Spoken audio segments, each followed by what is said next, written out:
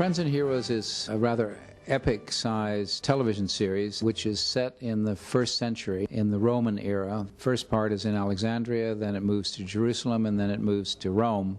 It's focused on the action-adventure story of our main characters, and the biblical references are to support their moral judgments in various crisis situations.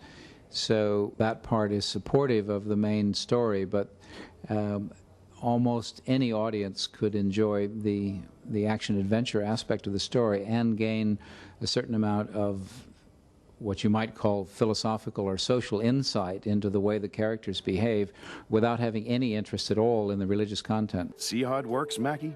One customer tells another, and he tells someone else, and you're not interested in this at all, are you?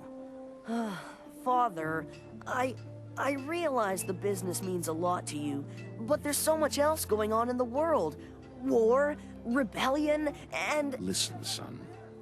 There's always going to be war and rebellion, and you can worry about it all you want, but you're still going to need to put food on the table. I found it a very challenging project to be invited to work on, partially from a production point of view, because, I mean, just the challenge of producing 39 half-hour episodes, not only across the UK, but also across the world, linking countries like Korea and Canada and the USA with Wales and London and Birmingham here in the UK. But also the material itself is fascinating, the way it combines accessible adventure stories for children with making the biblical material accessible. May your God rescue you, my friend.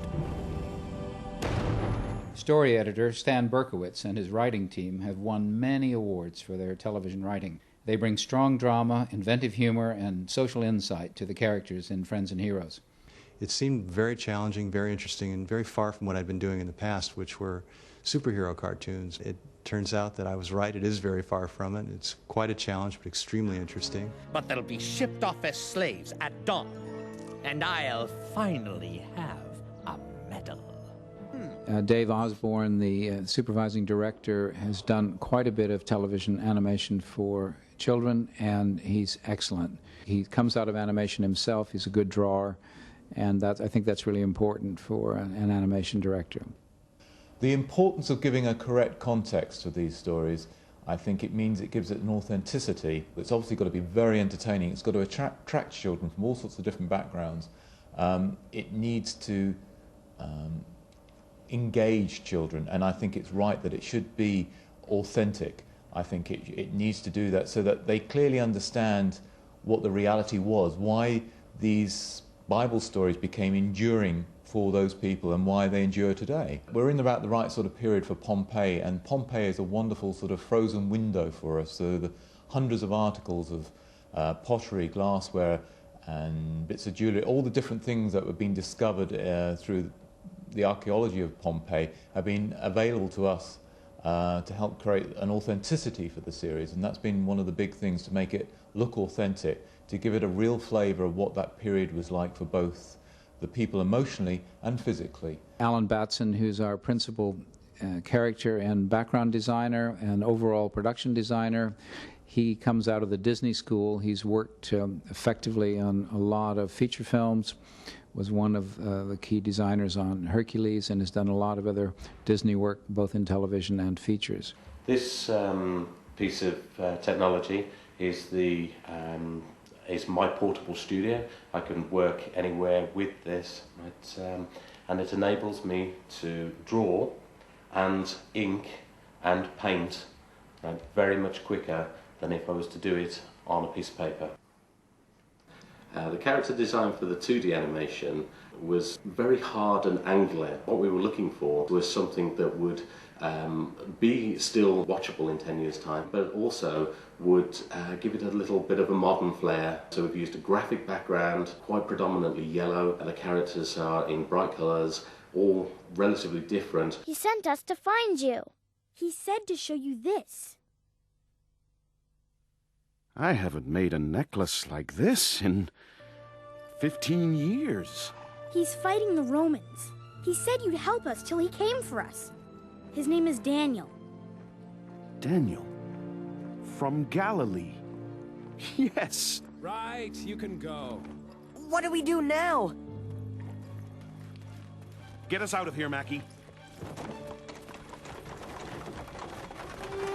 The 3D characters, the images that we chose were to be human-like, but not human in movement, as we were doing animation of the characters and a caricature of the characters. And the styling of the background was to reflect a theatrical feel with lighting to match. So all the colours and all the lighting was actually done with the thought of trying to make it look a lot more like a theatrical performance.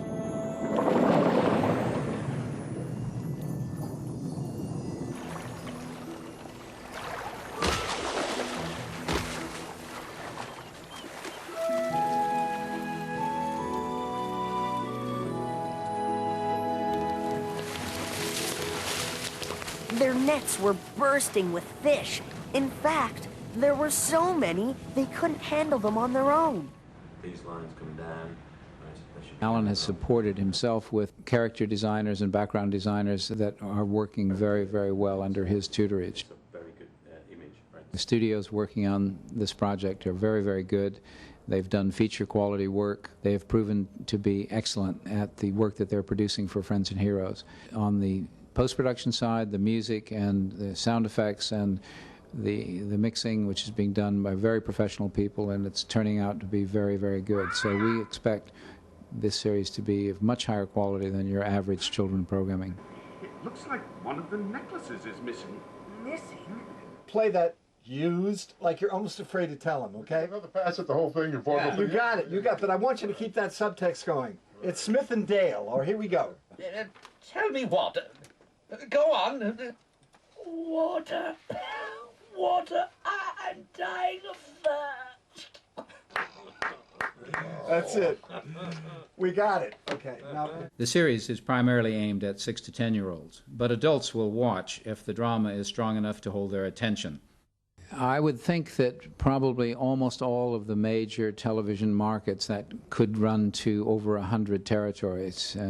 Television, especially for children, is a market that most of the broadcasters are looking for new and interesting material all the time. I would hope that Friends and Heroes reaches the widest possible audience for a very long time, that it has a long shelf life, and that it reaches children and their families across the world for generations to come. It'll certainly be released on video and DVD. That's the mainstay of children's programming after broadcasting. There is a possibility that it could be extrapolated out into publishing, into video games and other ancillary products if it's successful on television.